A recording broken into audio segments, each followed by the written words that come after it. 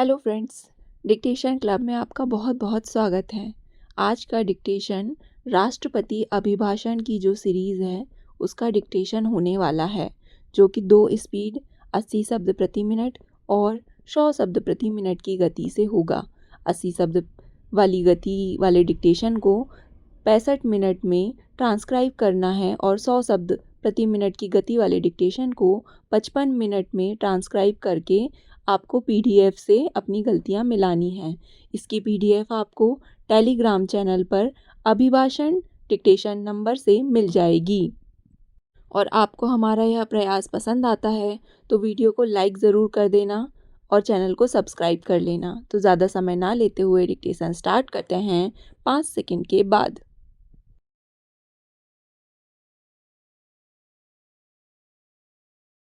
माननीय सदस्यगण, वैश्विक अस्थिरता के माहौल में भारत आर्थिक, सामाजिक और राजनीतिक स्थिरता के एक मजबूत स्तंभ के रूप में उभर रहा है और विश्व के लिए एक मिसाल कायम कर रहा है। चाहे वह G7 शिखर सम्मेलन हो, क्वाड, ब्रिक्स, SCO या G20, विश्व ने भारत की शक्ति, नीति और इरादों पर भरोसा जताया है। आज भारत सबसे बड़े वैश्विक मंचों पर भी अपने हितों को सुदृढ़तापूर्वक प्रस्तुत करता है। G20 शिखर सम्मेलन की सफल मेजबानी और दिल्ली घोषणा पत्र इसके प्रमुख उदाहरण हैं। तीसरे वैश्विक दक्षिण शिखर सम्मेलन, भारत आसियान शिखर सम्मेलन और भारत कैरीकॉम शिखर सम्मेलन में हमने वैश्विक दक्षिण से संबंधित मुद्दों पर अपनी आवाज़ उठाई है। हमने भविष्य के शिखर सम्मेलन में भारत की भविष्य की दृष्टि भी प्रस्तुत की है। इस महीने की शुरुआत में मेरी सरकार ने भुवनेश्वर में प्रवासी भारतीय दिवस का आयोजन किया। प्रवासी भारतीयों के कल्याण और सुविधा को प्राथमिकता देना हमारी प्राथमिकता बनी हुई है। यही कारण है कि मेरी सरकार ने 6 नए दूतावास और 4 नए वाणिज्य दूतावास खोलने का निर्णय लिया है। भारत की विश्व बंधु के रूप में छवि को मजबूत करते हुए देश ने दुनिया भर के कई आपदाग्रस्त क्षेत्रों को तत्काल सहायता प्रदान की है। भारत ने कई देशों के साथ अपनी डिजिटल सार्वजनिक अवसंरचना साझा की है और जन औषधि केंद्र स्थापित किए हैं। माननीय सदस्यगण, मेरी सरकार न केवल वर्तमान पीढ़ी बल्कि भविष्य की पीढ़ियों को भी ध्यान में रखते हुए निर्णय ले रही है। हम राष्ट्र को हरित भविष्य और हरित रोजगार की ओर अग्रसर कर रहे हैं। पिछले 6 महीनों में 2030 तक 500 गीगावाट गैर जीवाश्म ईंधन ऊर्जा क्षमता के लक्ष्य को प्राप्त करने की दिशा में कई महत्वपूर्ण निर्णय लिए गए हैं। प्रधानमंत्री सूर्य घर मुफ्त बिजली योजना के तहत 75,000 करोड़ रुपए की लागत से छतों पर सौर पैनल लगाए जा रहे हैं। अब तक 75 लाख से अधिक घरों में सौर पैनल लगाए जा चुके हैं, जिससे रोजगार के अनेक अवसर पैदा हुए हैं। राष्ट्रीय हरित हाइड्रोजन मिशन में 8 लाख करोड़ रुपए का निवेश होगा और इससे 6 लाख से अधिक रोजगार सृजित होंगे। हम परमाणु ऊर्जा के विस्तार के प्रयासों को भी तेज कर रहे हैं। मेरी सरकार ने पुराने वाहनों के वैज्ञानिक निपटान को सुनिश्चित करने के लिए वाहन स्क्रैपिंग नीति शुरू की है, जिससे रोजगार के नए अवसर भी पैदा होंगे। इसी के अनुरूप विश्व पर्यावरण दिवस 2024 पर एक पेड़ माँ के नाम अभियान शुरू किया गया था। लाखों नागरिकों ने उत्साहपूर्वक इसमें भाग लिया है और इस पहल की विश्व स्तर पर सराहना की गई है। माननीय सदस्यगण, हमारा भारत 140 करोड़ लोगों का देश है। हमारे यहाँ विविध राज्य, विविध क्षेत्र और विविध भाषाएं हैं। फिर भी एक राष्ट्र के रूप में हमारी केवल एक ही पहचान है। भारत और हमारा सिर्फ एक ही संकल्प है, एक ही लक्ष्य है, विकसित भारत। हम सभी आने वाले वर्षों में भारत को एक विकसित राष्ट्र बनाने में दृढ़तापूर्वक प्रतिबद्ध हैं।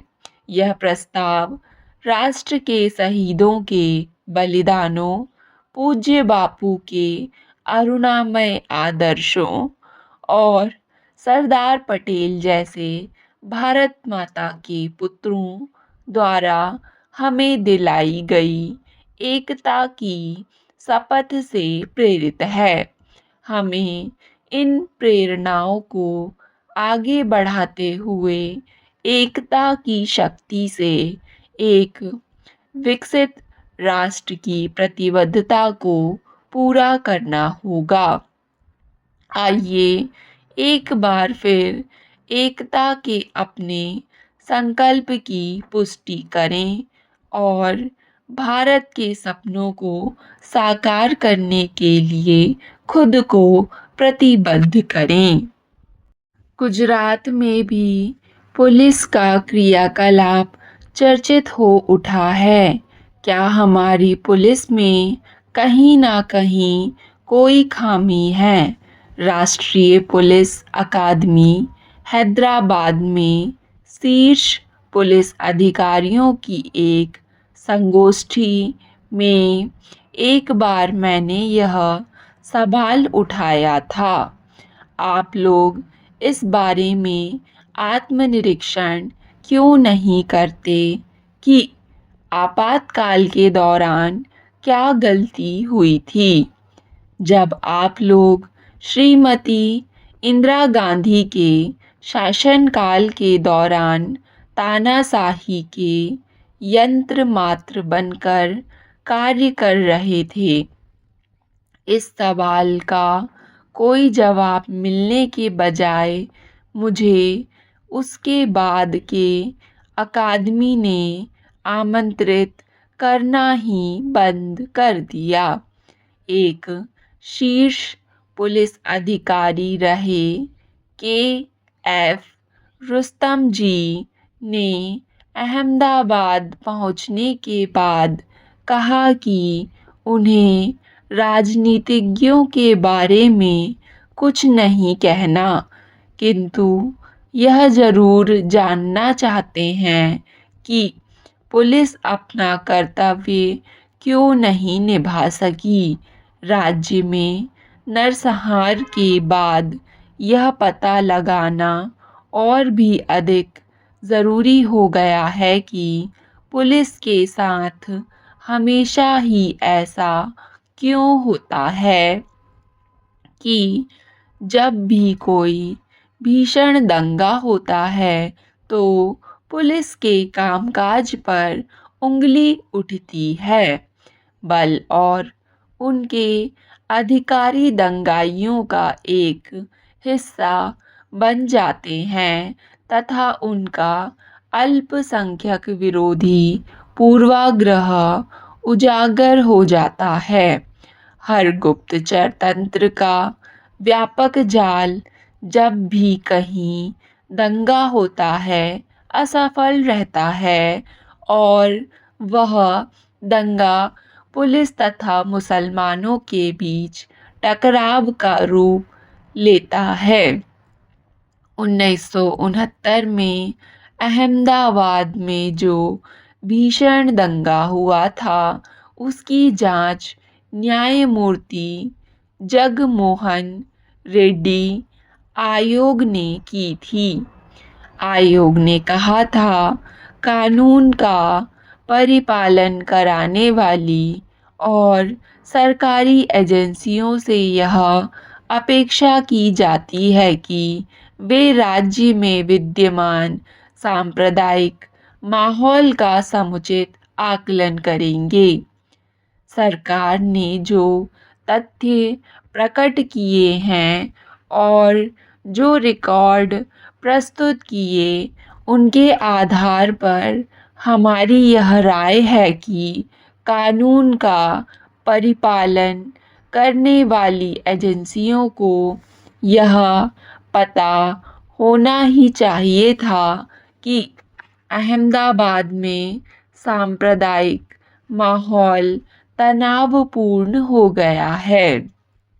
मई 1970 में भिवंडी में हुए सांप्रदायिक उपद्रवों की जांच न्यायमूर्ति डीपी मदान आयोग ने की थी, जिसने कहा था कई घटनाओं को लेकर आयोग के समक्ष सिद्ध किया गया है कि उनमें पुलिस अधिकारी और पुलिस कर्मियों ने या तो हिंदू दंगाइयों को दंगा, लूटपाट और आगजनी से रोका ही नहीं अथवा दंगाइयों की भीड़ से निपटने में सांप्रदायिक भेदभाव दर्शाया अथवा नियंत्रण कक्ष को गलत सूचना दी अथवा गलत प्राथमिक रिपोर्ट दायर की ताकि यह जताया जा सके कि जिन लोगों ने दंगा किया अथवा जो लोग लूटमार अथवा आगजनी की खास वारदातों के लिए जिम्मेदार थे वे हिंदू नहीं अपितु मुस्लिम दंगाई थे या उन्होंने मुस्लिम संपत्तियों को जलाने और लूटपाट करने में हिंदू दंगाइयों की सक्रिय मदद की। स्टॉप। डिक्टेशन पसंद आए तो वीडियो को लाइक तथा चैनल को सब्सक्राइब ज़रूर करें। धन्यवाद।